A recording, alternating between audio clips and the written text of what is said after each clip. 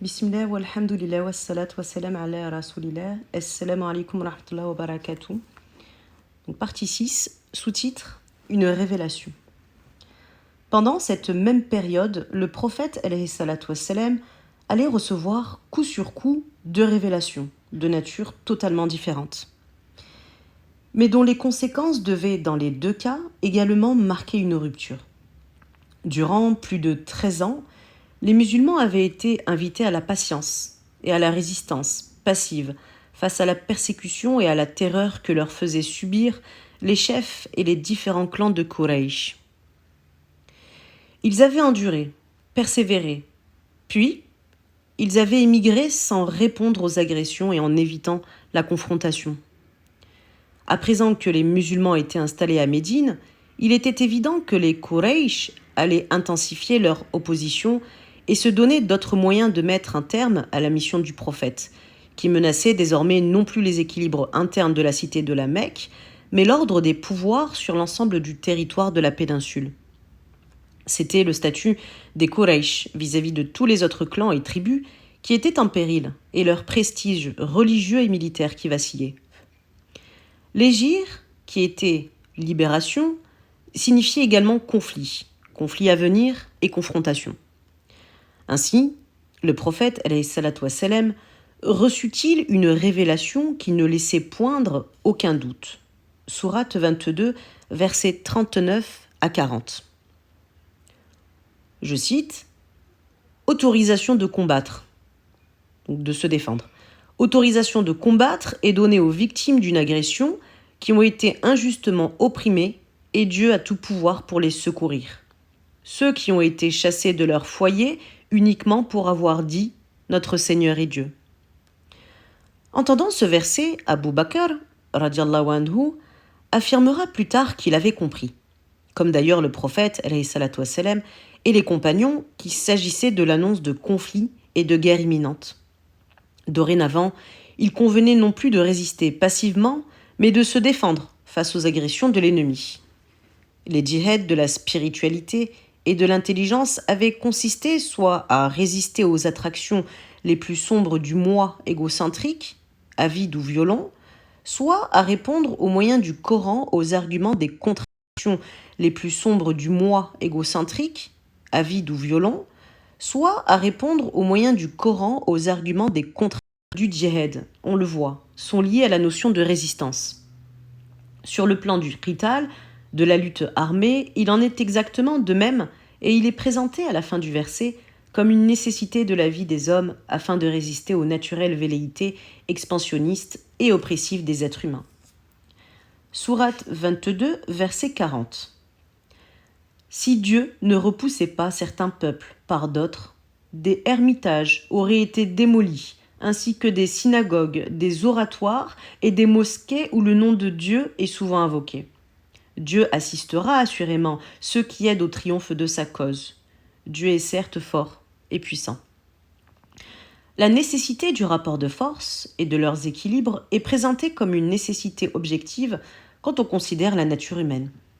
Le pouvoir absolu d'un seul homme, d'un seul empire ou d'une seule nation conduirait à l'anéantissement de la diversité parmi les hommes et à la destruction des différents lieux de prière, symbolisant ici le pluralisme des religions décrétées et voulues par Dieu.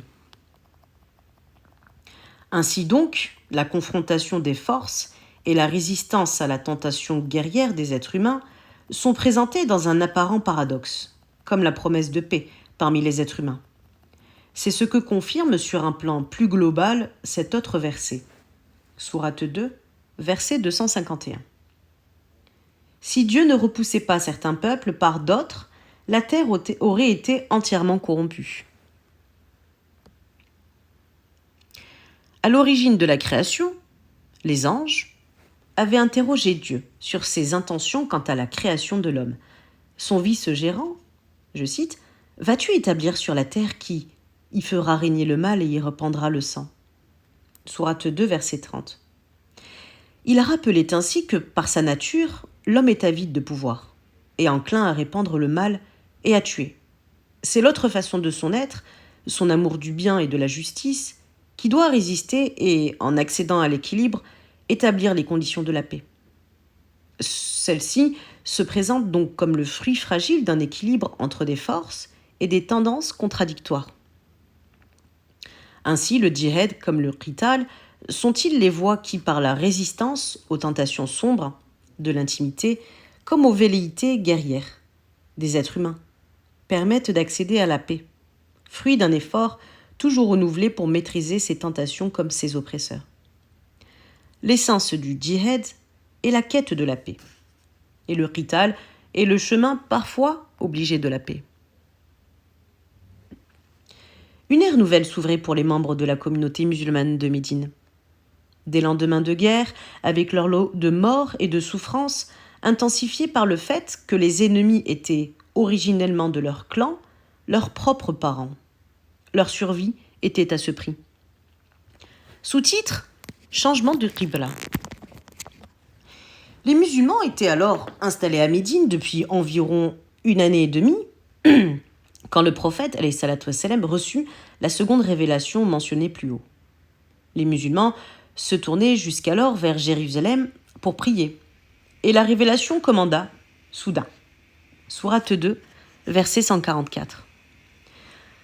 Nous t'avons vu souvent interroger le ciel du regard. Aussi, t'orientons-nous dorénavant vers une direction qui te sera agréable. Tourne donc ta face vers la mosquée sacrée. Et vous, croyants, où que vous soyez, tournez-vous dans cette même direction. Quant à ceux qui ont reçu l'écriture, ils savent parfaitement que cette vérité émane du Seigneur qui n'est point inattentif à leur comportement.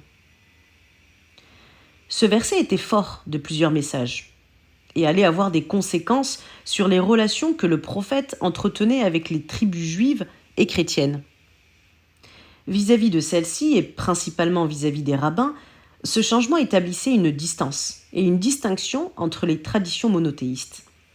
Si la place de Jérusalem restait essentielle au cœur de la tradition musulmane, la nouvelle orientation de la prière rétablissait un lien rituel et spirituel direct entre Abraham, la première maison fondée pour l'adoration de l'unique et le monothéisme de l'islam.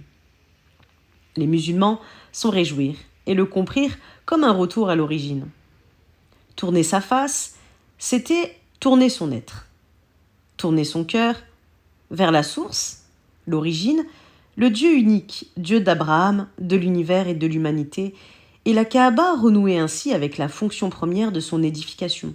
Sur la terre, elle était la maison de Dieu, le centre vers lequel se tourneraient désormais toutes les intimités de toutes les périphéries. Les tribus juives étaient loin de partager cette satisfaction, et ce depuis le début de l'installation des musulmans à Médine. Elles avaient eu des attitudes parfois contradictoires entre la reconnaissance de la foi en un Dieu unique, la signature de pactes, mais aussi, plus secrètement, le doute et la crainte du danger face à l'expansion de la nouvelle religion.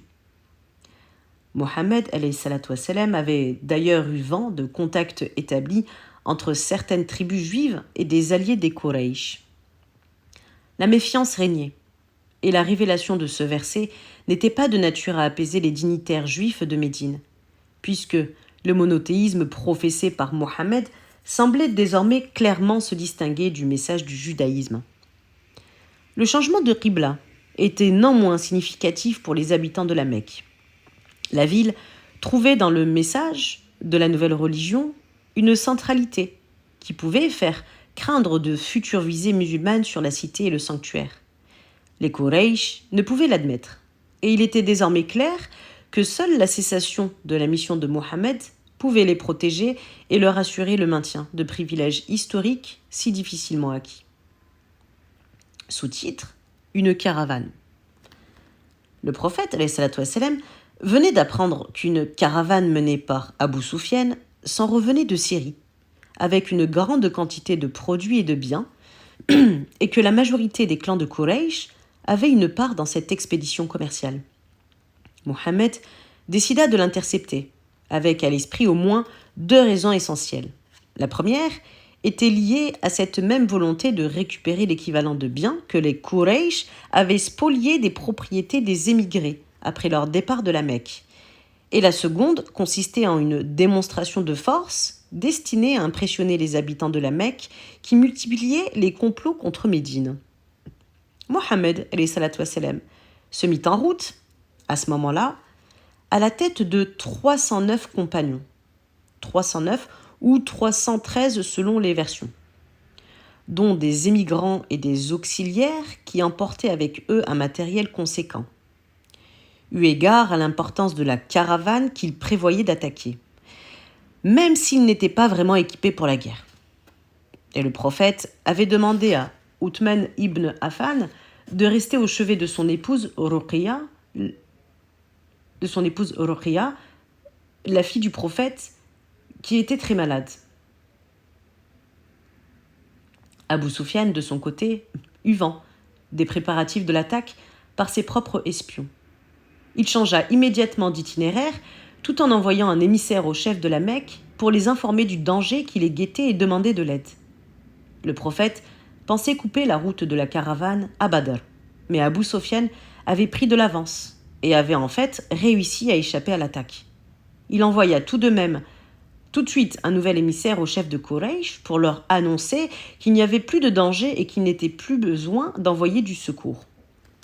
Les chefs des Quraysh s'étaient néanmoins déjà mis en route à la tête de plus de 1000 hommes, et ils décidèrent, sous l'influence appuyée d'Abu Jahal, qu'il fallait poursuivre l'expédition malgré l'apparente absence de menaces. Même si la confrontation pouvait être évitée, il s'agissait pour eux d'exposer à leur tour leur ennemi à une démonstration de force. Le prophète et ses compagnons, ayant installé leur campement près de Badr, apprirent qu'une imposante armée s'était mise en route depuis la Mecque. Les perspectives changeaient du tout au tout. Ils avaient quitté Médine avec l'intention de mettre la main sur une caravane pleine de richesses qu'ils avaient finalement manquées. Et voici que venait à eux une armée 3 fois plus nombreuse que leur contingent, et dont les chefs semblaient bien décidés à en découdre. Il s'agissait désormais d'une guerre à laquelle, au fond, les musulmans ne s'étaient point préparés. Sous-titre : les consultations. Mohammed se demandait s'il fallait avancer encore pour tenter d'atteindre la caravane ou s'il fallait s'arrêter et s'en retourner pour ne pas courir le risque de rencontrer l'imposante armée des Quraysh. Il décida alors de consulter ses compagnons afin de connaître leur opinion. C'est Abu Bakr et Omar qui prirent d'abord la parole et confirmèrent qu'ils étaient d'avis d'avancer et de prendre le risque de la confrontation directe, de la guerre. Un autre immigré, El-Miqdad ibn Ammar, dit, donc je cite, « Va donc toi et ton Seigneur et combattez. Et avec vous nous combattrons aussi sur la droite et sur la gauche, devant toi et derrière toi. » Cette attitude réconforta et réjouit le prophète, mais c'était celle à laquelle il pouvait naturellement s'attendre de la part des Muhajirun. C'était du côté des Ansar qu'il lui fallait un soutien explicite, car ceux-ci n'étaient pas directement concernés par le conflit avec les Quraysh. En outre, ils avaient signé un pacte d'assistance qui les liait en cas de guerre à l'intérieur de Médine, seulement et non à l'extérieur de la ville, comme c'était le cas dans la situation précédente. Et là, un auxiliaire, prénommé Saad ibn Mu'ad, prit la parole et proclama avec détermination. « Fais donc ce que tu veux, et nous sommes avec toi. Par celui qui t'a envoyé avec la vérité, si tu nous ordonnais de traverser la mer, et si tu y plongeais toi-même, nous y plongerions avec toi. Pas un seul d'entre nous ne resterait en arrière. » Saad reçut l'approbation des Ansar, et Mohammed avait ainsi obtenu le consentement des deux clans. Il décida donc d'avancer et de ne point se laisser impressionner par les manœuvres des Quraysh. Le prophète ne cessait de consulter ses compagnons dans chacune des circonstances de sa mission. Il les incitait à exprimer leur opinion et il les écoutait attentivement. En amont de ces débats et de cette écoute, le prophète avait élaboré une véritable pédagogie au moyen de laquelle il permettait aux musulmans de développer leur esprit critique, de manifester leurs compétences et de s'épanouir en sa présence.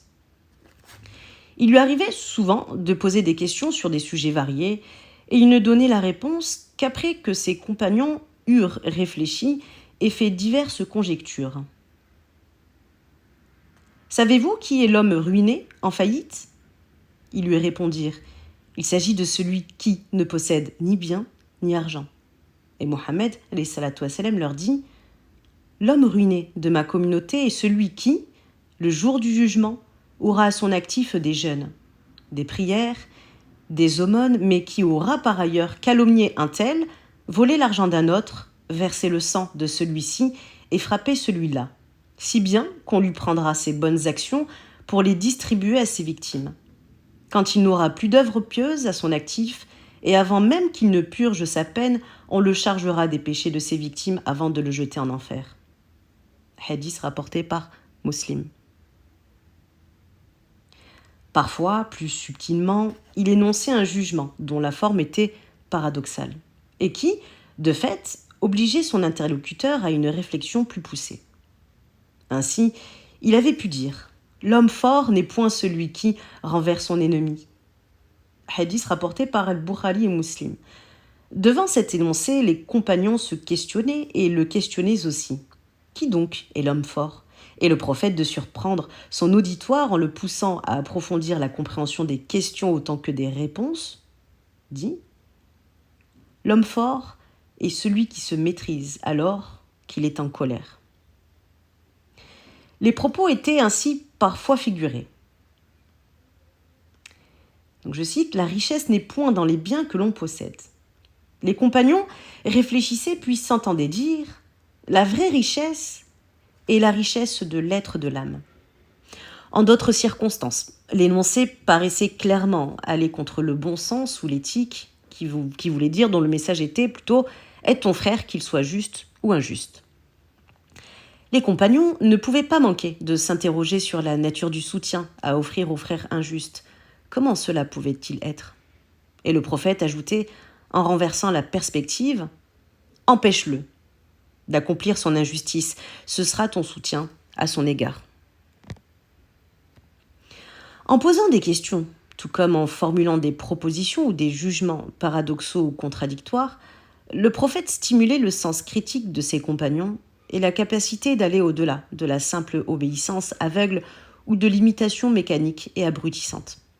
Cette méthode développait les qualités intellectuelles nécessaires à l'efficacité des consultations. En effet, pour que celles-ci soient effectives, il fallait que les compagnons soient intellectuellement éveillés, autonomes et audacieux. Et ceci, même en présence du prophète, dont la personnalité et le statut les impressionnaient forcément. Par cette façon de stimuler l'intelligence et de distribuer la parole, il exerçait une autorité qui offrait à ses compagnons la possibilité de se former, de s'affirmer et de prendre des initiatives. Ubab ibn al-Mundir en fut l'exemple le plus éclatant au moment précis de l'histoire qui nous occupe. Arrivé à Badr, le prophète établit le campement à proximité des premiers puits qu'ils trouvèrent.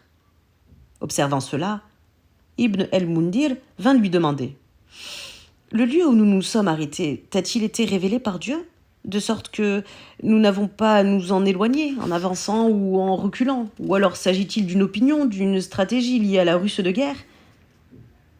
Et le prophète confirma qu'il s'agissait de son opinion personnelle.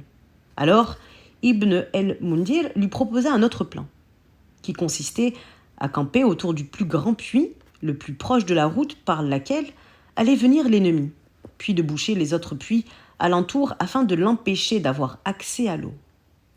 Au cours de la bataille, il serait ainsi forcément en difficulté. Mohammed écouta attentivement l'exposé de cette stratégie et y adhéra immédiatement. Le camp fut déplacé et le plan de Ubab appliqué à la lettre.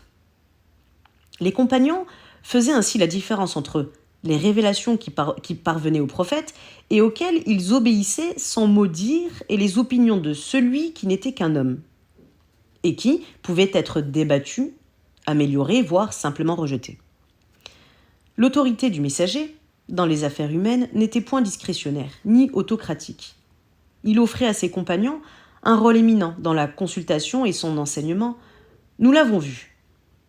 Développer les conditions d'acquisition de cet esprit critique et créatif. Le prophète donnait à ses compagnons, femmes et hommes, les moyens et l'assurance de pouvoir être autonomes, d'oser l'interpeller et le contredire sans jamais y voir un manquement au respect de son statut. C'était lui qui, par cette attitude, leur témoignait son profond respect de leurs intelligences autant que de leur cœur. De leur côté, ils aimaient leur prophète, leur chef, pour cette attention, cette disponibilité, cette exigence.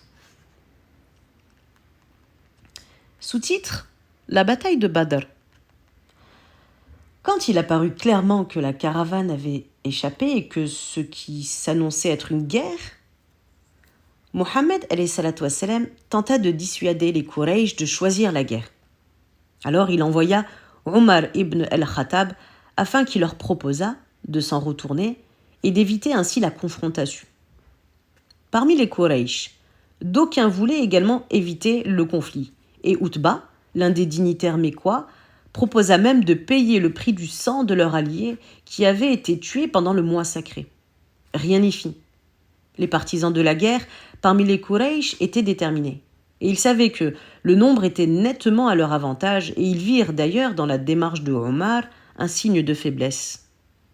L'occasion était belle de réduire à néant la communauté des musulmans et d'éliminer le prophète. Ce dernier avait eu de son côté un certain nombre d'inspirations et de rêves. Il avait compris que la guerre allait être la conséquence de cette rencontre avec les gens de Quraysh et que l'issue en serait favorable. Il ne cessait d'invoquer Dieu et d'appeler ses compagnons à la persévérance et à la détermination. Il leur annonça, donc le prophète leur annonça, « Par celui qui tient entre ses mains l'âme de Mohammed, personne ne sera tué ce jour, combattant dans le ferme espoir d'être récompensé, allant de l'avant et ne regardant pas en arrière, sans que Dieu le fasse directement entrer en son paradis. » Il se prosterna encore très longtemps, priant Dieu de tenir sa promesse, de protéger sa communauté et de donner la victoire aux musulmans, jusqu'à ce que Abu Bakr l'invite à s'arrêter, convaincu que Dieu ne pouvait les abandonner. La bataille de Badr allait avoir lieu pendant le mois de Ramadan, le 17 de l'an 2 de l'Hégire. Donc on est en 624 de l'ère chrétienne. Sur la route qui menait à Badr, le prophète avait rappelé aux musulmans qui désiraient jeûner que cela n'était point imposé pendant les voyages. Je cite ce qu'il a dit : « La piété ne consiste pas à jeûner pendant les voyages. Il est de votre devoir de faire bon usage des allègements que Dieu a établis pour vous. Acceptez-les donc. » Hadith rapporté par El-Mundiri. Chacune des circonstances de la vie était ainsi utile à rappeler aux musulmans les enseignements de leur religion. Et le prophète insistait en permanence sur les allègements, offerts aux fidèles qui devaient absolument faciliter la pratique et répandre la bonne nouvelle et non la répulsion. Donc je cite ce qu'il a dit. Le prophète, c'est un hadith qui a été rapporté par Al-Bukhari et Muslim. Facilitez les choses, ne les rendez point difficiles. Répandez la bonne nouvelle qui réjouit, non la mauvaise qui révulse et repousse. Le prophète but, en cette occasion, ostensiblement pour montrer l'exemple à ses compagnons. Il but pour justement que les compagnons évitent de jeûner, vu qu'ils étaient en plein voyage. La bataille commença par 3 duels, dans lesquels étaient engagés Hamza, Ali et Ubaïda ibn el-Harith. Les 2 premiers l'emportèrent alors que Ubaïda fut mortellement blessé. Puis les hostilités commencèrent et les musulmans firent preuve d'une telle détermination que les Quraysh subirent assez vite une déroute générale. Malgré leur nombre 3 fois supérieur, ils ne parvinrent pas à contenir les assauts des musulmans.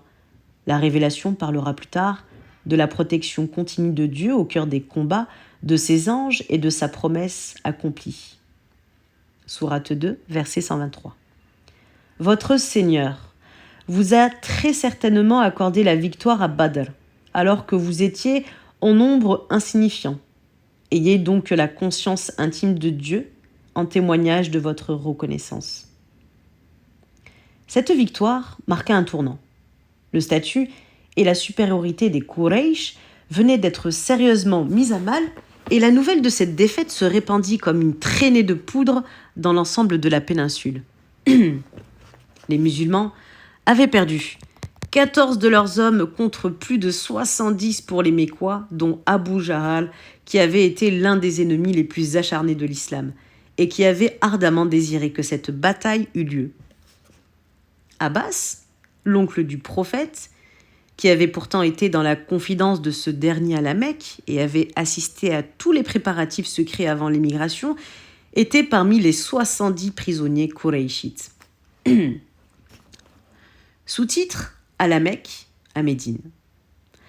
Le retour des Qurayshites à la Mecque fut douloureux. Et la plupart des clans étaient touchés par la mort d'un des leurs. La situation était désastreuse et déjà d'aucuns criaient vengeance, à l'instar de Hind, qui avait perdu son père, son frère et son oncle dans la bataille. Donc Hind qui était l'épouse de Abu Sufyan.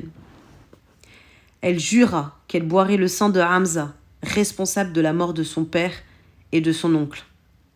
Les chefs des Quraysh ne tardèrent pas une minute à réagir et à tenter d'établir des alliances avec les cités et les tribus avoisinantes afin de combattre les musulmans, de se venger de cette humiliation et de mettre un terme à leur présence dans la péninsule.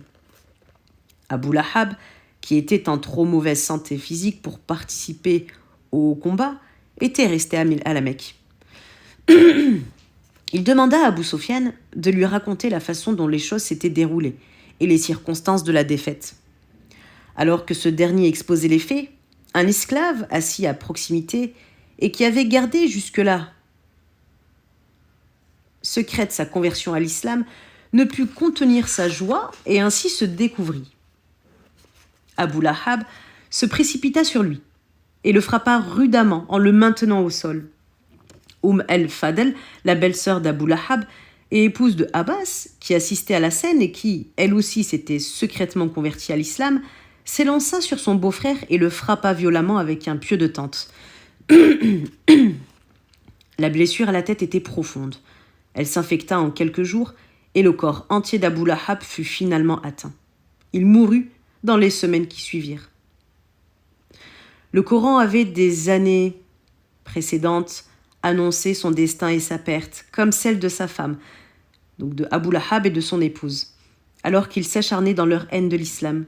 Contrairement à certains autres oppresseurs qui changèrent d'attitude, ni Abu Lahab ni sa femme ne manifestèrent une quelconque attirance pour le message de Mohammed. Cette mort, dans le rejet et la violence, venait confirmer ce que la révélation avait annoncé. Tous deux seraient jusqu'au bout parmi ceux qui niaient ce rebelle. Les musulmans avaient alors enterré leurs morts pendant cette bataille de Badr et se préparaient à rentrer à Médine. Ils avaient 70 prisonniers et une discussion eut lieu entre le prophète, Abu Bakr, et Omar, ses compagnons. Ce dernier était d'avis, donc Abu Bakr et Omar qui étaient des califes. Ce dernier était d'avis qu'il fallait les tuer, contrairement à Abu Bakr. Mohammed décida de leur laisser la vie sauve, à l'exception de 2 prisonniers qui s'étaient montrés particulièrement odieux avec les musulmans, qu'ils avaient humiliés et torturés jusqu'à la mort quand ceux-ci se trouvaient à la Mecque. La possession des captifs allait être un moyen supplémentaire d'humilier les Quraysh, contraints de venir payer une forte rançon à Médine, ce qui, de surcroît, allait permettre aux musulmans d'obtenir des gains estimables. Une révélation coranique viendra, par ailleurs, reprocher au prophète ce choix, essentiellement motivé par le désir d'acquérir des richesses. Les combattants musulmans s'étaient du reste déjà disputés sur le partage des butins, et des divergences apparurent sur les mérites de chacun, ainsi que sur la nature de la répartition. les coutumes pré-islamiques. Quant au butin de guerre, était demeuré bien ancré. La quantité de gains amassés après une guerre faisait partie de la fierté et de l'honneur des vainqueurs. Une révélation du Coran mentionnera cette dispute et indiquera que le butin devait revenir, donc je cite le verset 1 de la sourate 8, à Dieu et à son envoyé. Ce qui sous-entendait que le prophète, alayhi salatu wassalam, devait répartir équitablement les biens selon les prescriptions coraniques et mettre ainsi un terme aux disputes. Mohammed allait avoir à faire face à de nombreuses reprises à ce genre de tentation et de différends entre ses compagnons. Et à chaque reprise, la révélation ou lui-même leur répétait qu'ils devaient se questionner sur leurs intentions. Cherchaient-ils les biens de ce monde ou la paix de l'au-delà ? Ils restaient des êtres humains, avec leurs faiblesses et leurs tentations, certes, mais ils avaient besoin de rappel, d'éducation spirituelle et de patience, comme c'est le cas de chaque conscience à proximité du prophète ou tout au long de l'histoire des hommes. Cette dernière nous apprend, somme toute, à ne rien idéaliser, rien ni personne. Et lorsqu'ils arrivèrent à Médine, le prophète, alayhi salatu wassalam, reçut la nouvelle du décès de sa fille, Ruqiyya, la femme du calife Othman ibn Affan. Il venait de perdre ses premiers compagnons. Et voilà que sa fille s'en était allée alors qu'il revenait d'une expédition victorieuse. Le mariage du contentement et de l'affliction lui rappelait la fragilité de la vie et toujours sa relation essentielle à Dieu, l'unique dans l'épreuve comme dans le succès. Rien n'était jamais définitivement acquis. Plus tard, Othman allait épouser Kulthum, une autre fille du prophète. Donc, Othman, il s'était donc marié à deux filles du prophète, alayhi salatu wassalam. C'était un calife qui était marié à, comme je viens de citer, Ruqiyya. Et lors du décès de Ruqiyya, prit donc pour épouse sa seconde fille, Kulthum, par la suite. Fille du prophète. Lui, de son côté, allait s'unir à Hafsa.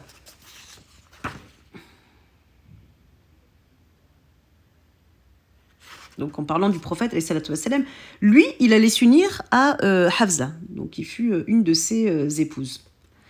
Hafsa, qui était donc la fille du calife Omar ibn al-Khattab, qui vint s'installer dans l'une de ses habitations aux alentours de la mosquée.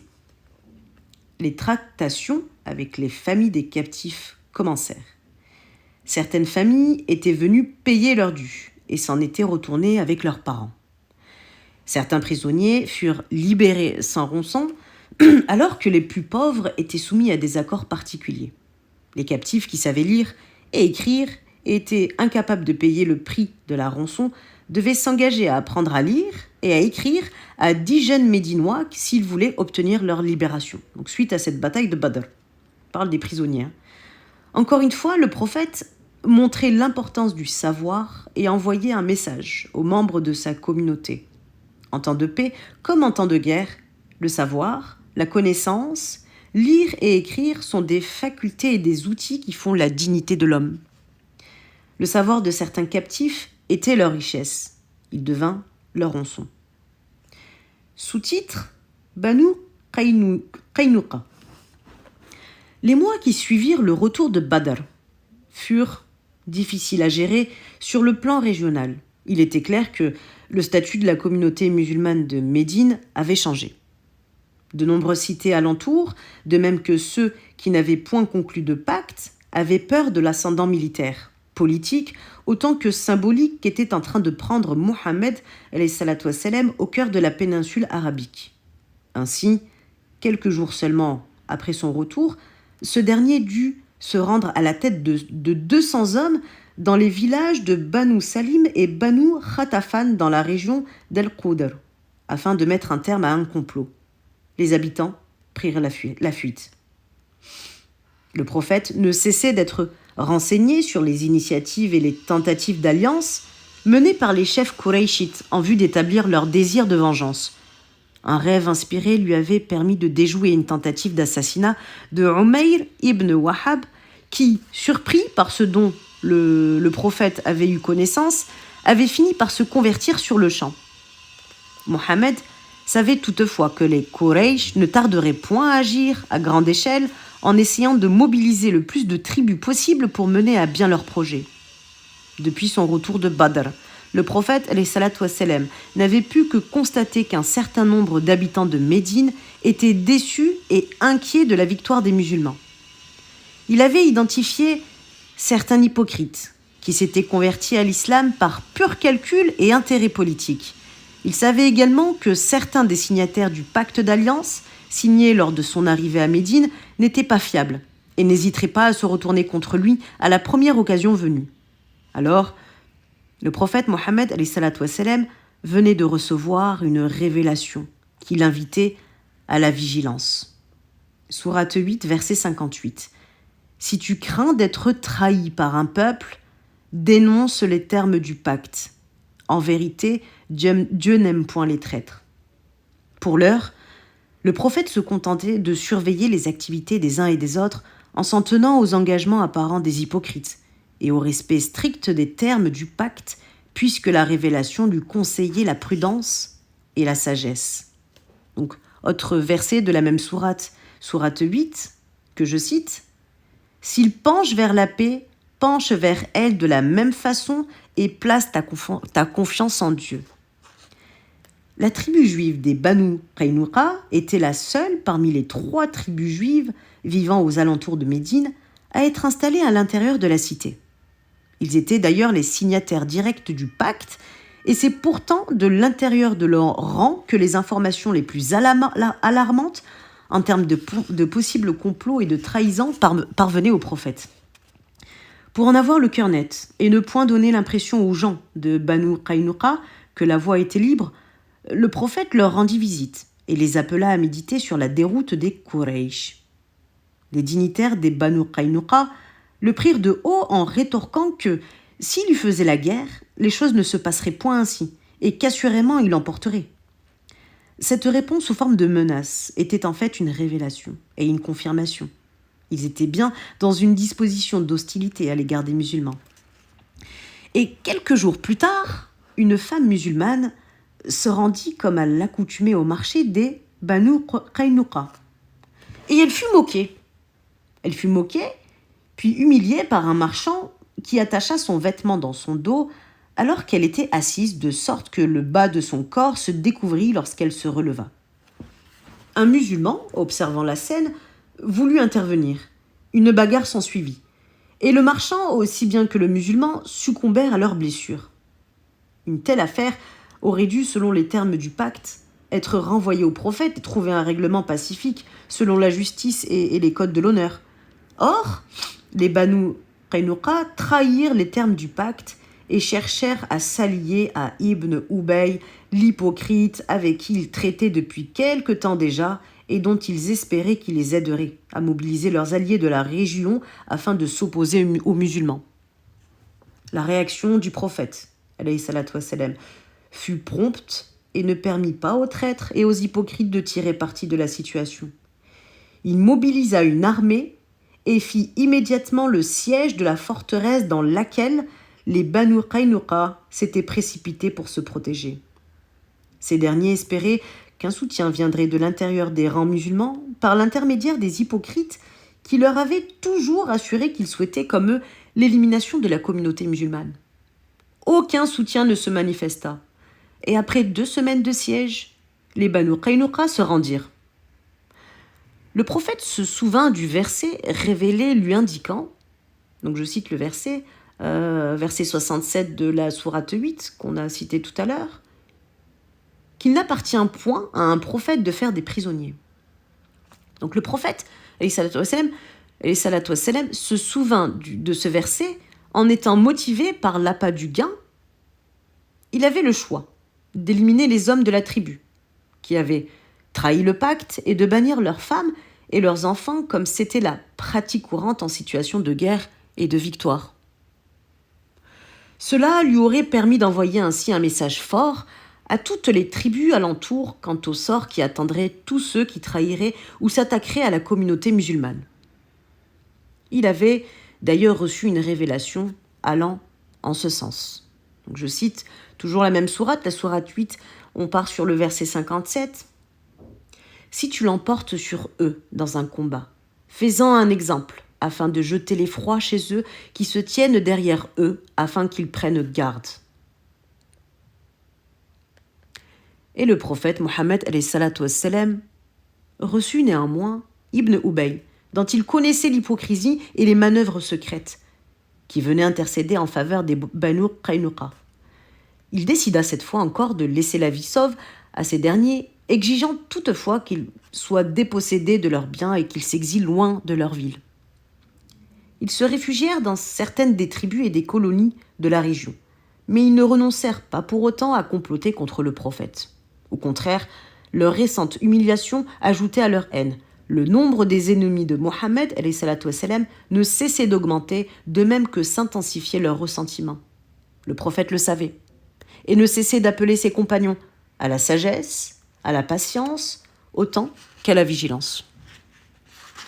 Chapitre 10.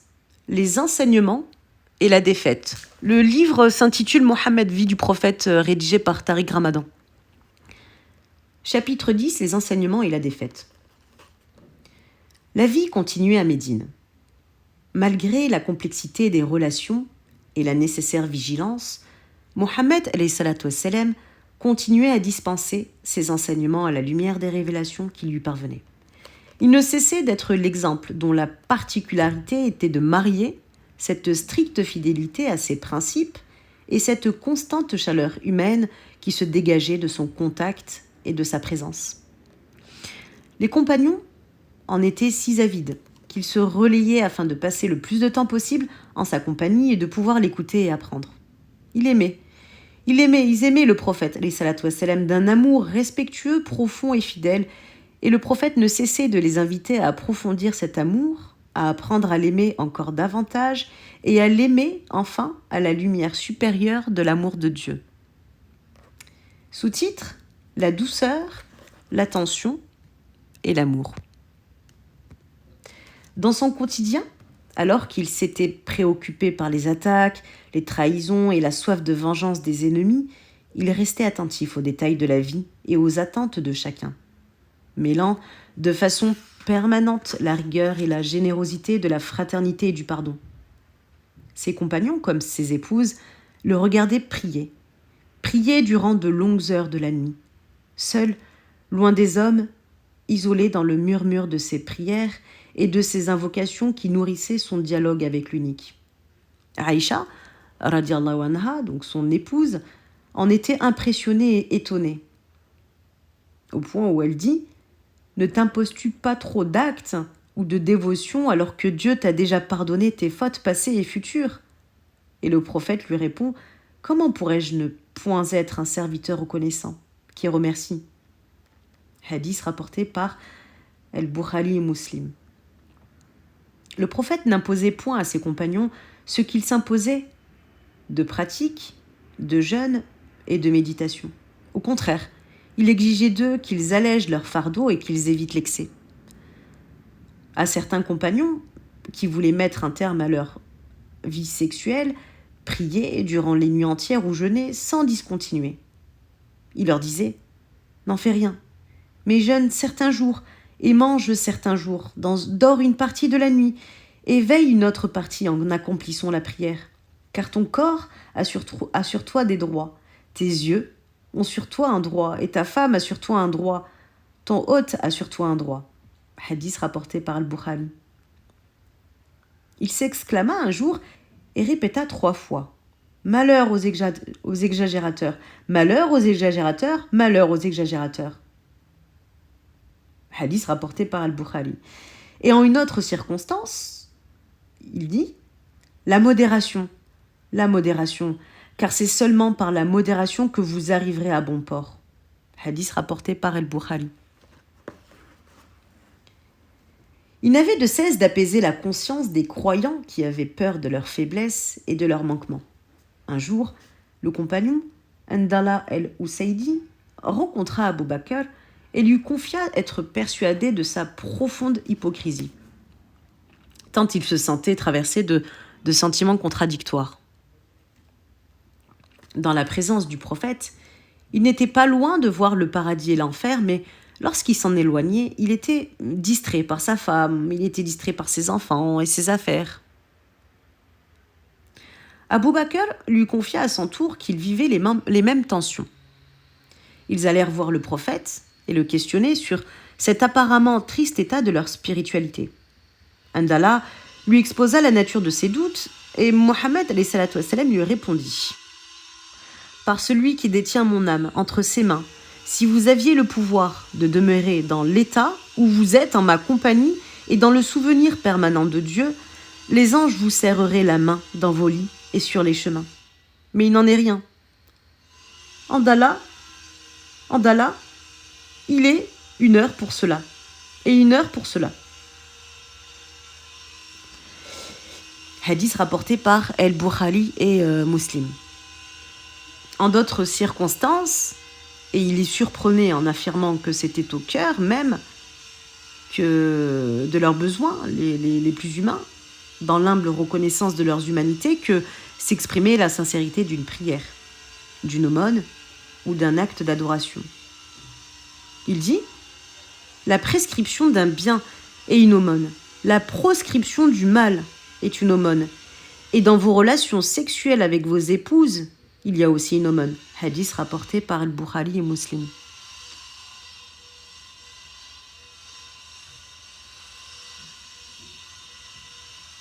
Ses compagnons, surpris, lui dirent « Ô messager de Dieu, quand l'un de nous satisfait un désir sexuel, donc son désir sexuel, en reçoit-il en plus une récompense ?» Et le prophète répondit « Dites-moi, si l'un d'entre vous avait eu une relation illicite, n'aurait-il point commis un péché ? C'est pourquoi, lorsqu'il a une relation licite, il en reçoit la récompense. » Hadith rapporté par Al-Bukhari et Muslim. Ainsi les invitait-il à ne rien nier ou mépriser de leur humanité. Et il leur enseignait qu'il s'agissait au fond d'apprendre à se contrôler. La spiritualité, c'est à la fois accepter ses instincts et les maîtriser. Vivre ses désirs naturels à la lumière de ses principes est une prière. Jamais une faute, encore moins de l'hypocrisie. Le prophète, alayhi salatu wassalam, détestait entretenir chez ses compagnons un inutile sentiment de culpabilité. Il leur répétait de ne jamais cesser de dialoguer avec Dieu, qui est l'infiniment bon, le miséricordieux, qui accueille chacun dans sa grâce et sa bonté et aime la sincérité des cœurs qui regrettent et reviennent à lui. C'est le sens profond de at-taouba, offerte à chaque conscience. Ce qui veut dire, at-taouba, le retour sincère à Dieu, après un oubli, un écart, une faute. Dieu aime ce retour sincère auprès de lui et il pardonne et il purifie. Le prophète en donnait l'exemple, lui-même en de nombreuses circonstances. Un bédouin vint un jour uriner dans la mosquée et les compagnons se précipitèrent sur lui et voulurent le battre. Le prophète intervint et leur dit « Laissez-le en paix et versez simplement un seau d'eau sur son urine. Dieu ne vous a suscité que pour faciliter les obligations et non point pour les rendre difficiles. » Hadith rapporté par Al-Bukhari. Aïcha, radiallahu anha, donc l'épouse du prophète, rapporte par ailleurs qu'un homme vint un jour trouver le prophète et lui dit « Je suis perdu. » Le prophète lui demanda « Pourquoi donc ?»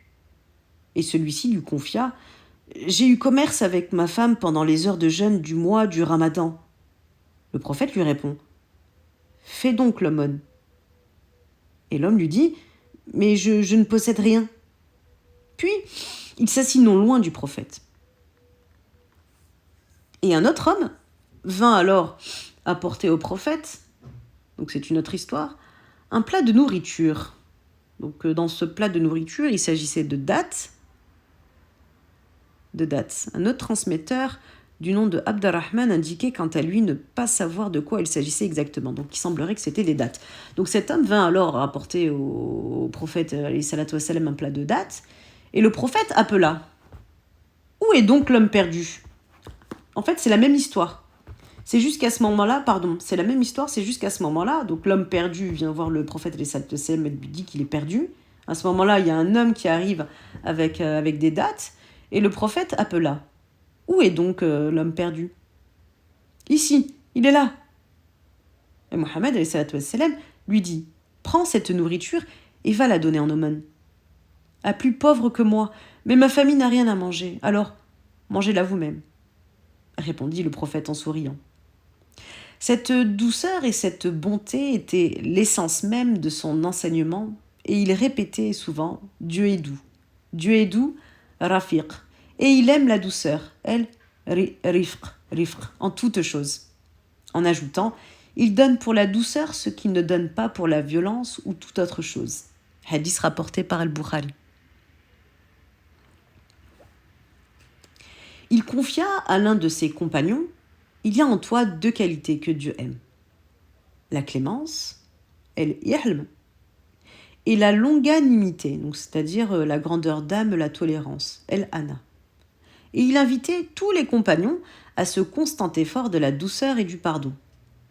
Donc il dit « S'il te parvint de ton frère une chose que tu désapprouves, cherche-lui une à 70 excuses. Et si tu ne trouves pas, dis que c'est une excuse que tu ne connais pas. » Hadith rapporté par El-Bayhaqi. Autour de la mosquée, à proximité de la demeure du prophète, alayhi salatu wassalam,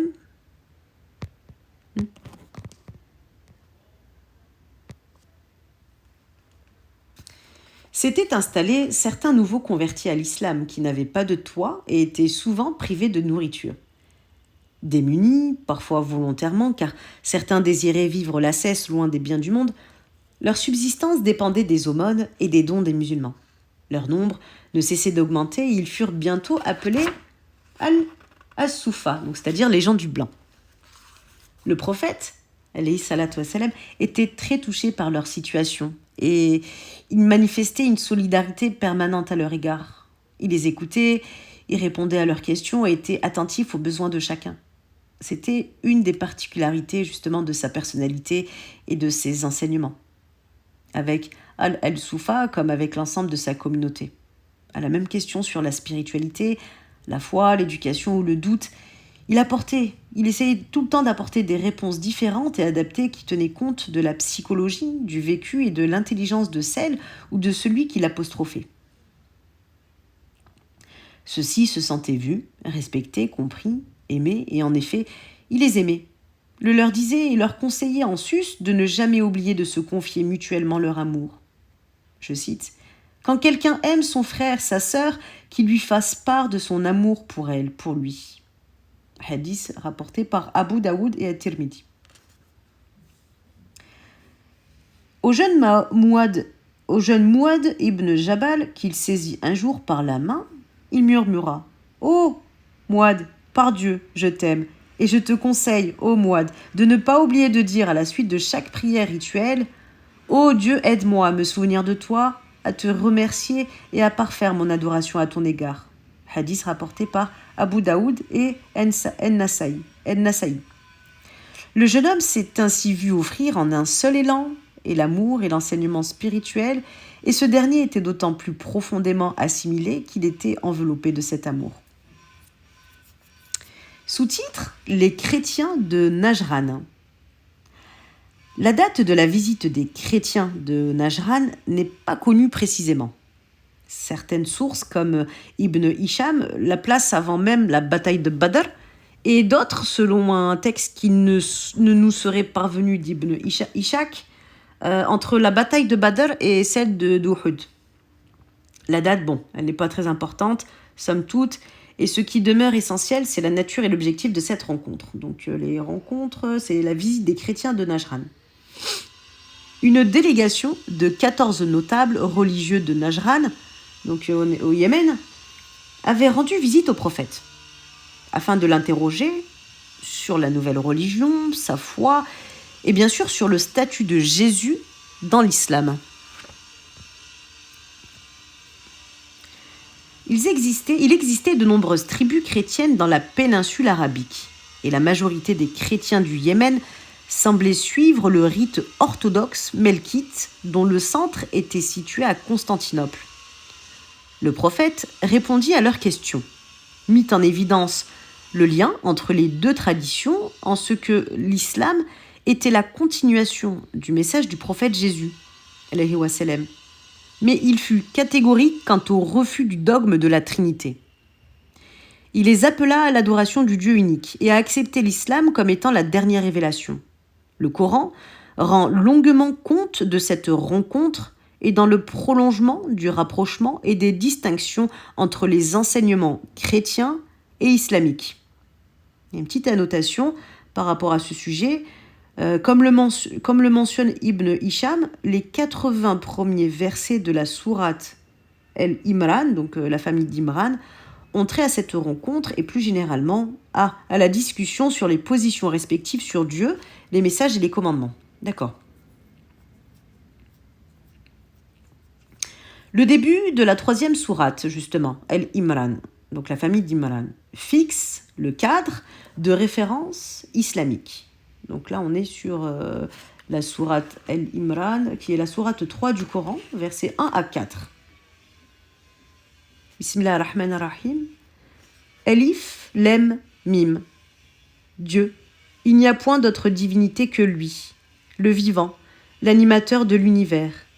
Il t'a révélé graduellement le livre en tant que message de vérité, confirmant ce qui l'avait précédé, comme il avait révélé la Torah et l'Évangile auparavant, pour servir de direction aux hommes, et il a également révélé le livre de discernation, le Coran. La révélation confirme la reconnaissance des précédents livres, qui sont parvenus à l'humanité par l'intermédiaire de Moïse et de Jésus, alayhum wassalam, et ajoute que le Coran participe de la même tradition monothéiste. Plus loin, le texte précise les termes de l'invitation faite aux chrétiens quant au rapprochement et aux distinctions des deux messages. Sourate 3, donc c'est toujours la même sourate, la sourate El-Imran, la famille d'Imran, verset 64. Dis, ô gens du livre, venez donc à une parole commune entre nous et vous, à savoir de n'adorer que Dieu seul, de ne rien lui associer et de ne pas nous prendre les uns les autres pour des maîtres en dehors de Dieu. S'ils s'y refusent, dites-leur, soyez témoins que, en ce qui nous concerne, nous sommes soumis à Dieu. Avec l'affirmation de l'unicité de Dieu et le refus de la Trinité, le présent verset marque également une distance avec le statut et le rôle du clergé dans la tradition chrétienne. En effet, ici, comme dans d'autres versets ou traditions prophétiques, ces potentiels maîtres, seigneurs, autorités, etc., cités dans le verset susmentionné référent à ceux qui se placent entre Dieu et les hommes et pourraient ainsi se prévaloir de pouvoirs religieux illégitimes ou démesurés. Alors, la délégation de Najran refusa d'adhérer au message du prophète. Et avant de repartir, les membres de la délégation voulurent accomplir leur prière à l'intérieur de la mosquée. Les compagnons présents crurent devoir s'y opposer et le prophète intervint. Laissez-les prier. Laissez-les prier. Ceux-ci prièrent donc dans la mosquée en se tournant vers l'Orient. Et au moment de partir, ils proposèrent au prophète d'envoyer avec eux un émissaire qui vivrait auprès d'eux, répondrait à leurs questions et, le cas échéant, jugerait de certaines de leurs affaires. Abu Ubaïda ibn al-Jarrah fut désigné alors que Omar ibn al-Khattab avouera plus tard avoir tenté sans succès d'attirer l'attention du prophète afin que celui-ci le désignât pour accomplir cette mission. La délégation s'en retourna. Les chrétiens étaient venus à Médine, s'étaient enquis du message, avaient écouté le contenu de cette nouvelle religion, l'islam, avaient présenté leurs arguments, ils avaient prié à l'intérieur même de la mosquée, puis ils étaient repartis sans être inquiétés, toujours chrétiens et parfaitement libres. L'attitude du prophète ne sera pas oubliée par les premiers compagnons qui en tirèrent la substance du respect qu'impose l'islam à ses fidèles en les invitant, au-delà de la tolérance, à apprendre, à écouter et à reconnaître la dignité de l'autre. Le commandement donc de la sourate 2, verset 256, que je cite, « Pas de contrainte en religion », ce commandement-là s'accorde avec cette façon respectueuse d'aborder la diversité, qui est citée dans la sourate 49, verset 13. Donc je cite, « Ô vous les hommes, nous vous avons créé d'un mâle et d'une femelle, et nous vous avons répartis en peuples et en tribus, pour que vous vous entre connaissiez. En vérité, le plus noble d'entre vous auprès de Dieu est celui dont la conscience de Dieu est la plus profonde. Dieu est omniscient et le bien informé. » Plus que la tolérance, en effet, qui a des accents de condescendance au cœur d'une relation de pouvoir, donc plus que la tolérance, en effet, le respect exigé par Dieu se fonde sur un rapport égalitaire de connaissance mutuelle. Dieu seul sait le contenu des cœurs et la profondeur de la piété des uns et des autres. Et par ailleurs, le Coran mentionne et reconnaît la sincérité de leur humble quête du divin. Donc je cite la sourate 5, verset 82. « Et tu constateras certainement que les plus proches en sympathie, donc en termes d'affection, vis-à-vis des croyants, sont ceux qui disent « Nous sommes chrétiens », et ce car il en est parmi eux qui sont prêtres et moines et qui ne s'enflent point d'orgueil. » Ce verset est tiré de la 5e sourate, donc la dernière révélée en matière de prescription, formule les termes d'une relation privilégiée entre les musulmans et les chrétiens, se fondant sur les deux qualités essentielles que sont la sincérité et l'humilité. Avec les chrétiens, comme avec toutes les autres traditions spirituelles et religieuses, l'invitation à la rencontre, au partage et à un vivre ensemble fructueux restera pour toujours fondée sur ces 3 conditions. Donc la première, chercher à acquérir la connaissance de l'autre, demeurer sincère et donc honnête au cours de la rencontre et des débats, et enfin, apprendre l'humilité quant à la prétention à détenir la vérité. C'est ce message que porta le prophète, alayhi salatu wassalam, dans sa relation avec les fidèles des autres religions. On le voit. Il n'hésita pas à questionner, voire à contredire les convictions des chrétiens, comme la Trinité ou le rôle des prêtres. Mais, au bout du compte, son attitude était fondée sur la connaissance, la sincérité et l'humilité, qui sont les 3 conditions du respect.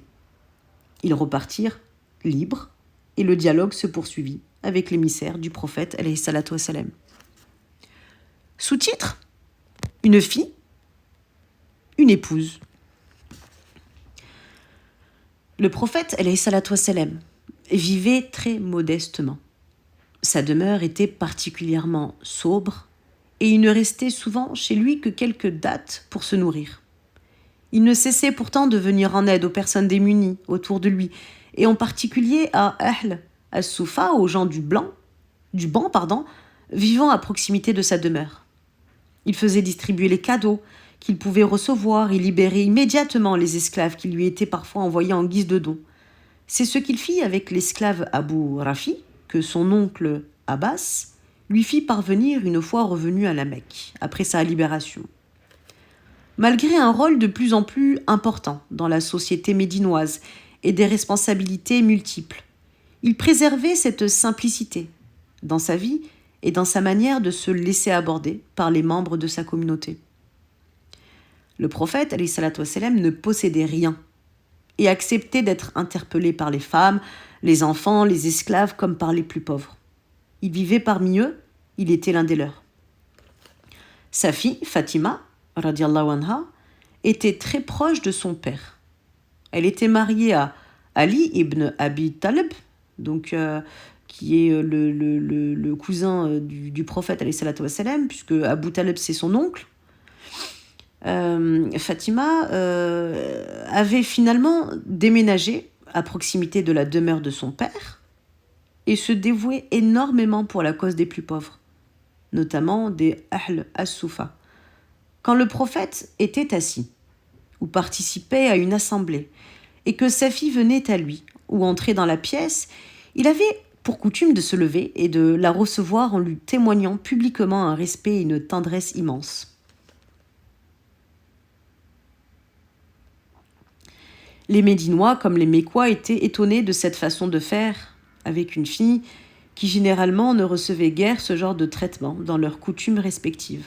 Le prophète, alayhi salatu wassalam, embrassait sa fille, lui parlait, se confiait à elle et l'asseyait à son côté en ne tenant pas compte des remarques, voire des critiques que son comportement pouvait susciter. Il embrassa un jour son petit-fils, El-Hassan, donc le fils de Fatima, devant un groupe de bédouins qui en furent choqués.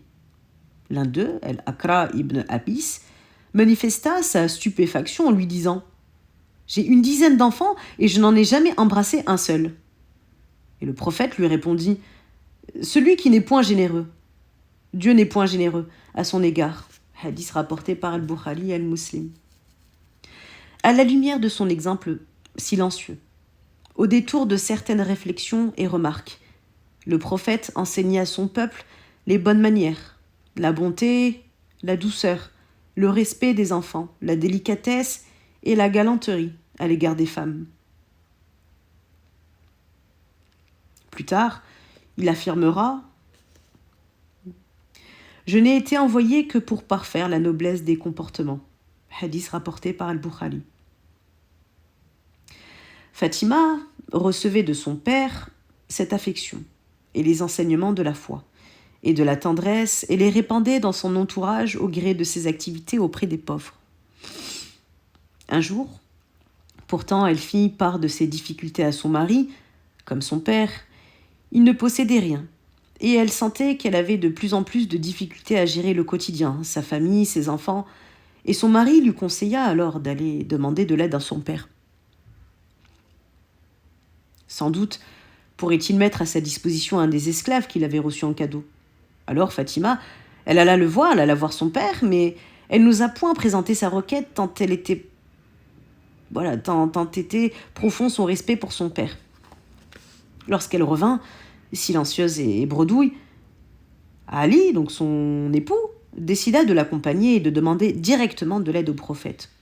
Ce dernier les écouta et les informa qu'il ne pouvait rien faire pour eux, que leur situation était bien meilleure que celle de Ahl el-Soufa, qui avait un besoin urgent de son aide. Alors, il fallait donc qu'il résiste et patiente.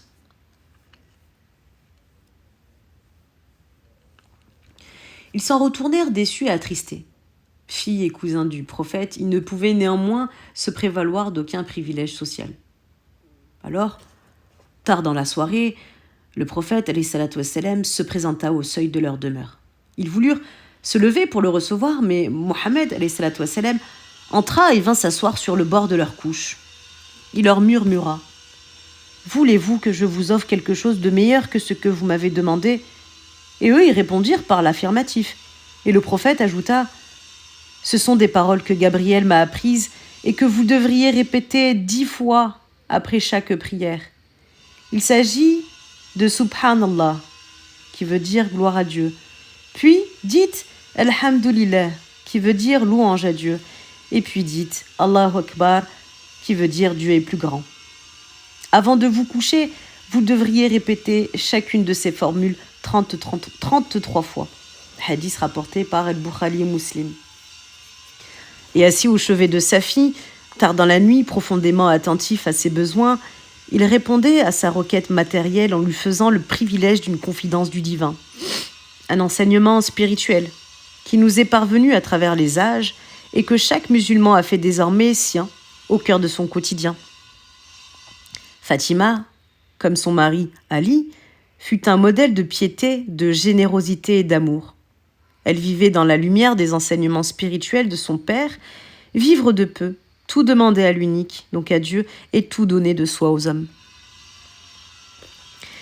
Des années plus tard, au chevet de son père, mourant, donc du prophète, alayhi salatu wassalam, elle pleurera intensément lorsqu'il lui murmura à l'oreille que Dieu allait le rappeler à lui, qu'il était l'heure pour lui de s'en aller. Elle sourira de bonheur lorsque, quelques minutes plus tard, il lui confiera, comme si la confidence affectueuse révélait l'essence de la relation de ce père avec sa fille, qu'elle serait la première de sa famille à le rejoindre. Aïcha, la plus jeune femme du prophète, se nourrissait également de l'exemple et des propos de Mohammed alayhi salatu wassalam. Tout était matière à réflexion et à édification spirituelle, et elle sera plus tard une source incomparable de renseignements sur la personnalité du prophète, son attitude dans la vie privée comme sur ses engagements dans la vie publique.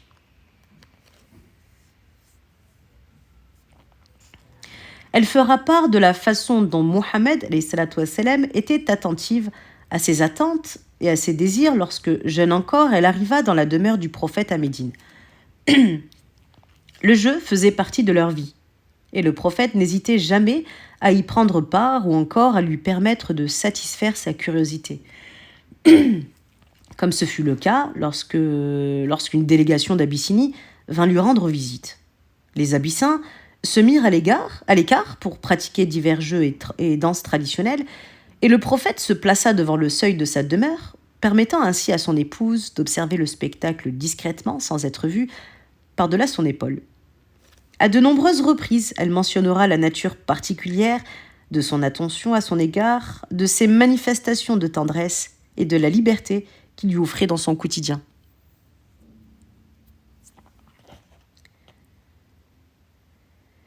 Le contenu des traditions prophétiques qu'elle rapporta montre combien Mohammed alayhi salatu wassalam lui parlait, échangeait avec elle et lui manifestait son amour et sa tendresse.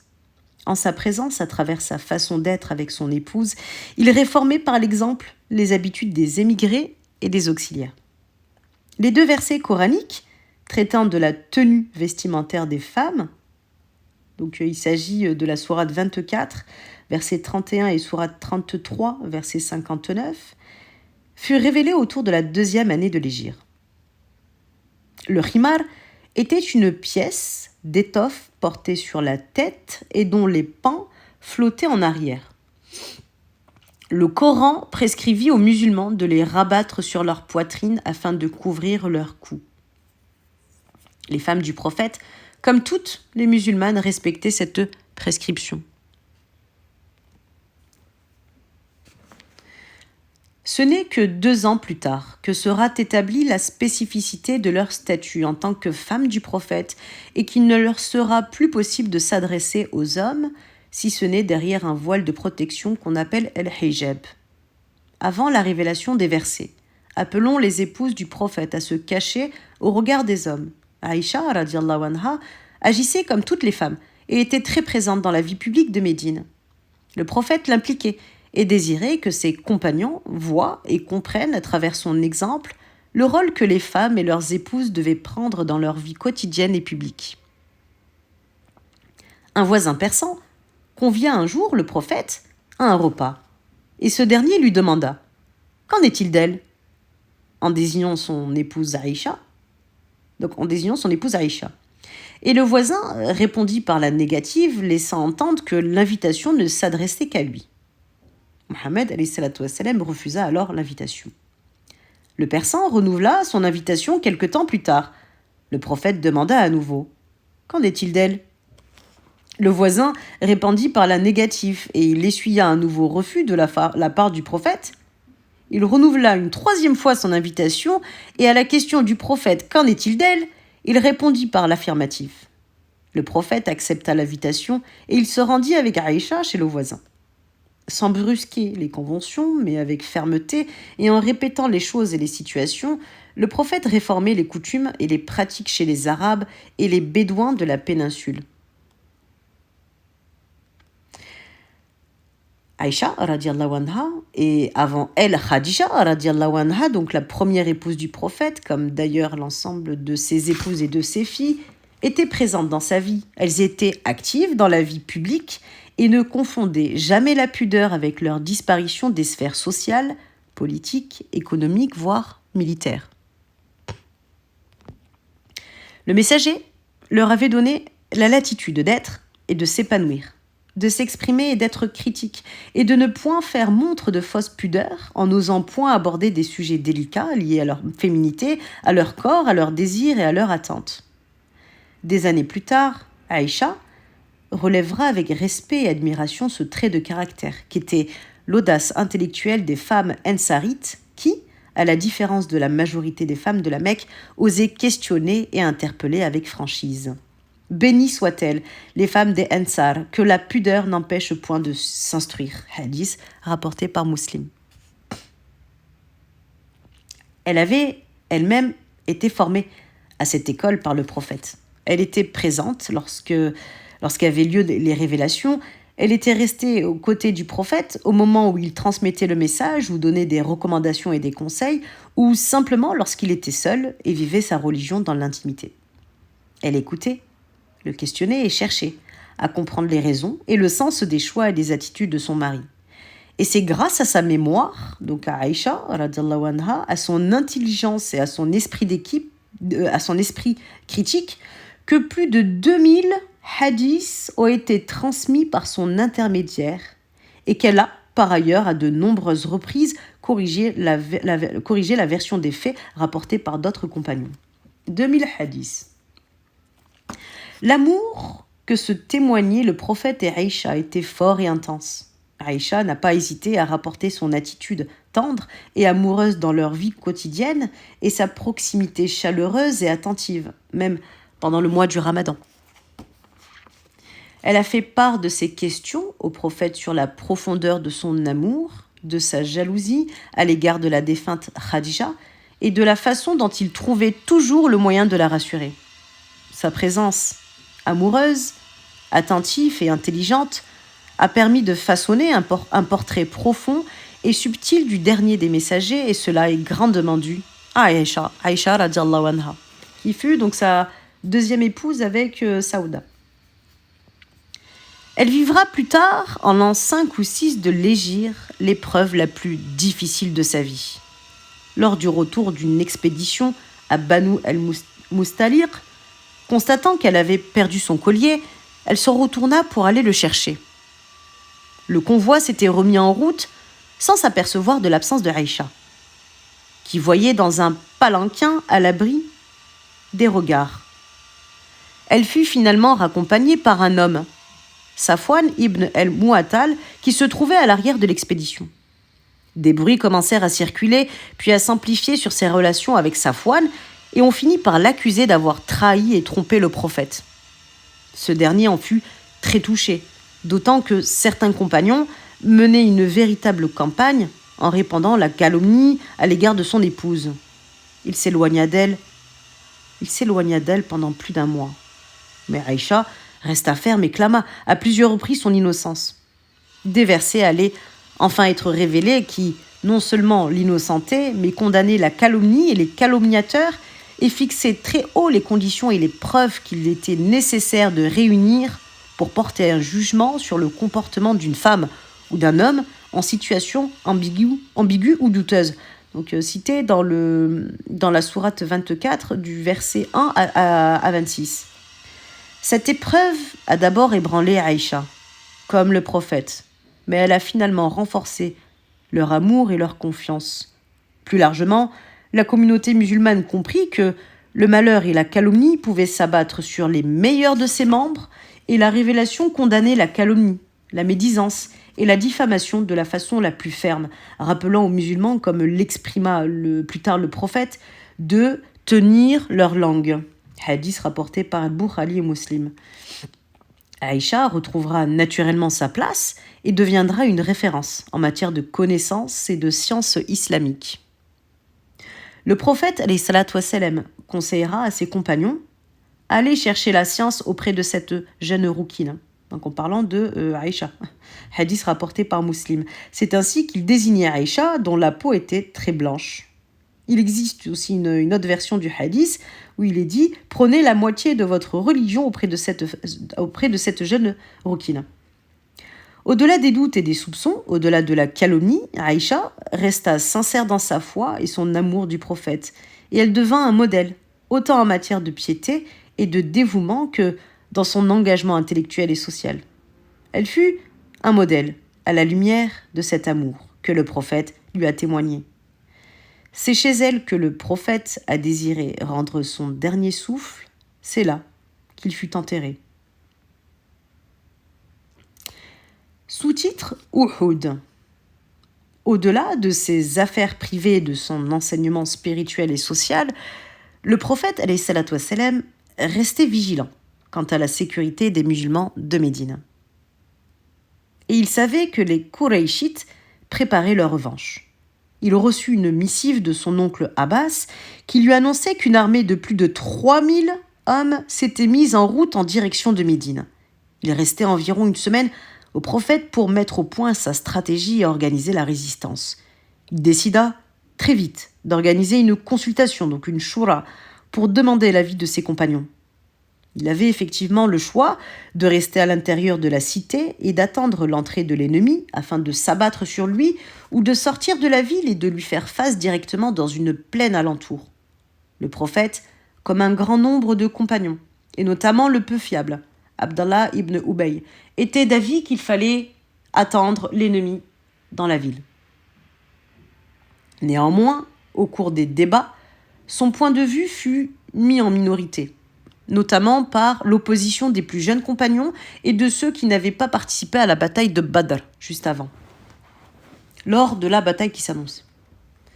La majorité avait voté la sortie hors de la ville et la confrontation en face à face. Mohammed alayhi salatu wassalam accepta cette décision et s'en alla directement dans sa demeure pour se changer.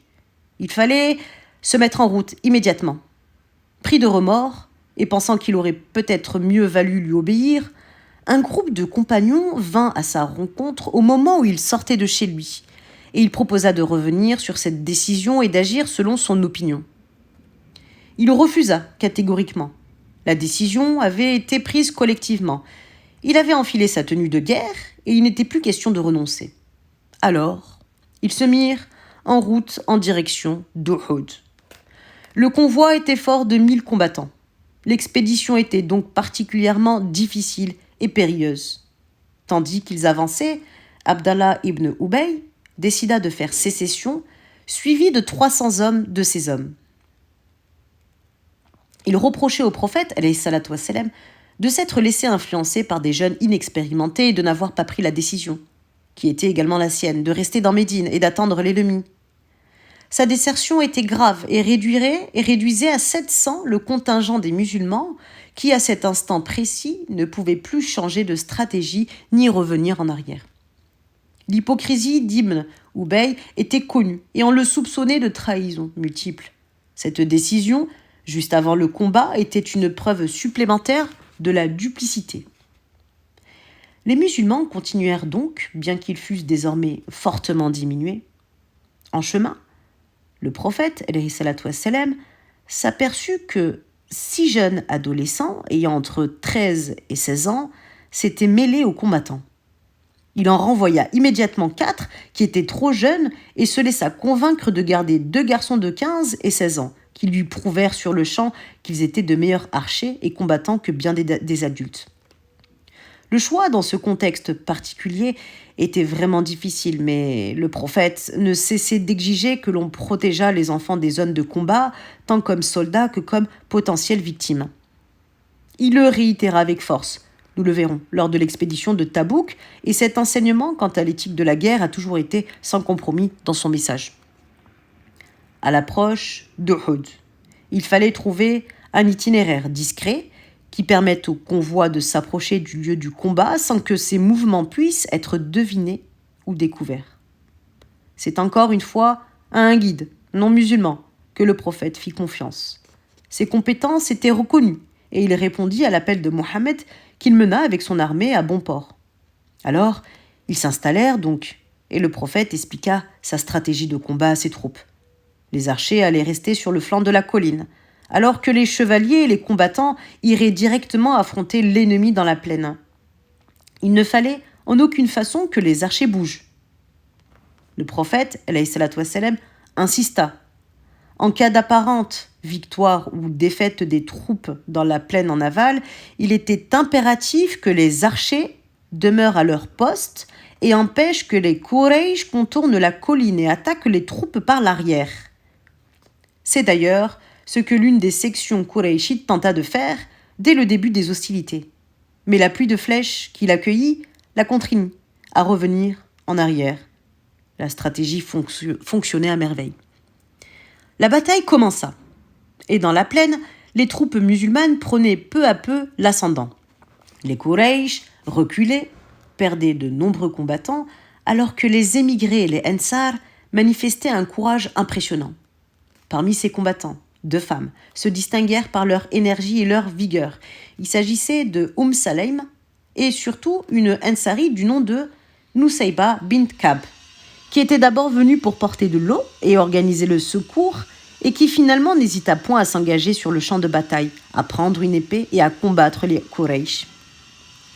Le prophète n'avait jamais recommandé le combat aux femmes, mais il était là en présence du fait accompli, et lorsqu'il vit la fougue et l'énergie de Nusayba, il salua son engagement et fit pour elle des invocations de protection, de victoire et de succès. Il devenait manifeste que les musulmans l'emportaient, malgré des revers et la mort de certains des compagnons. Hamza, l'oncle du prophète, était l'objet de la vengeance de Int depuis la défaite de Badr. Donc je rappelle que Int, c'était l'épouse de Abu Sufyan. Washi, un lanceur de javelot abyssin, avait été mandaté pour cette unique tâche de tuer Hamza, et c'est ce qu'il s'efforça d'accomplir. Alors que l'oncle de Mohammed, donc Hamza, combattait, Washi s'approcha de lui et lança avec une extrême précision son javelot qui l'atteignit et le tua sur le coup. Plus tard, Hind trouvera le corps de Hamza sur le champ de bataille et après avoir mâché son foie, selon la promesse désormais accomplie, elle le défigura en lui coupant les oreilles et le nez pour s'en faire un collier. La victoire ne semblait néanmoins pas pouvoir échapper aux musulmans qui ne cessaient d'avancer alors que les Quraysh reculaient et laissaient sur place leurs montures et leurs biens. Les arches postées sur le flanc de la colline observaient la tournure favorable des événements, la victoire imminente et surtout le butin qui était à portée de main des combattants qui, contrairement à eux, bataillaient aux avant-postes.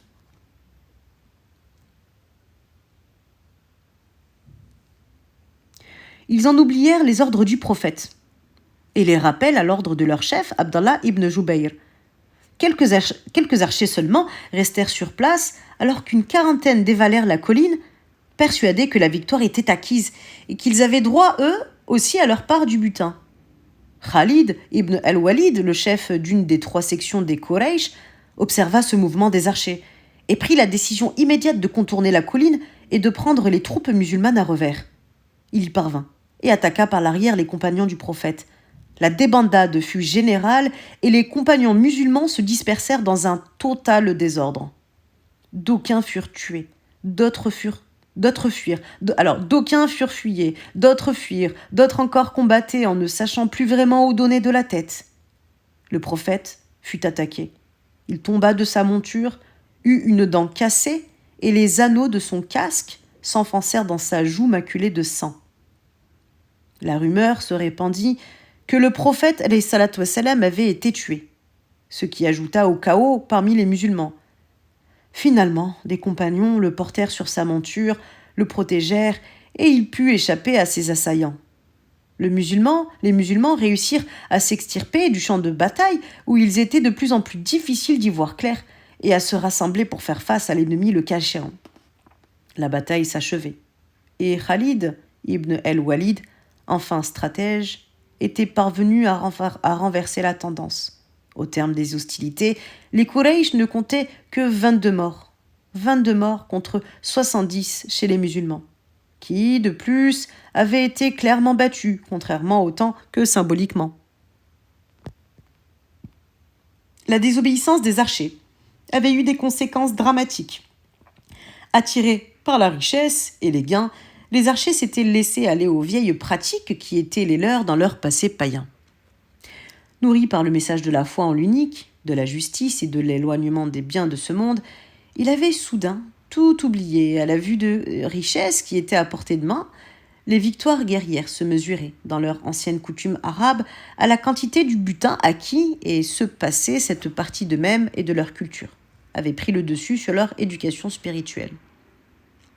Ils furent pris au piège de la stratégie d'un homme redoutable, Khalid ibn al-Walid, qui, quelques années plus tard, allait se convertir à l'islam et devenir le héros guerrier de la communauté musulmane. Ce moment très précis de la rencontre d'Uhud est riche d'un profond enseignement. Jamais l'être humain ne dépasse complètement la culture et les expériences qui ont façonné son passé. Jamais un jugement définitif ne peut s'exprimer quant à l'avenir de ses choix et de ses orientations. Les musulmans furent rattrapés par un trait malheureux de leurs coutumes passées. Khalid ibn al-Walid allait vivre une future conversion qui effaçait le moindre des jugements énoncés sur son passé. Rien n'est jamais acquis. C'est une leçon d'humilité. Il ne faut juger définitivement de rien. C'est une promesse d'espoir. Les Quraysh emportèrent les corps de leurs morts et tous leurs biens. Abu Sufyan s'enquit auprès de Omar au sujet du sort de Mohammed et celui-ci lui confirma qu'il était bien vivant. Quand les musulmans vinrent à leur tour sur le champ de bataille, ils constatèrent que des corps avaient été mutilés, et le prophète fut terriblement atteint à la vue du corps de son oncle Hamza. Dans la colère, il exprima le souhait de se venger en mutilant 30 de leurs corps lors de la prochaine confrontation. Mais la révélation vint lui rappeler l'ordre, la mesure et la patience. Il dit, sourate 16, verset 126, « Si vous endurez, ce sera mieux pour celui qui sera patient. » Donc, citation du Coran.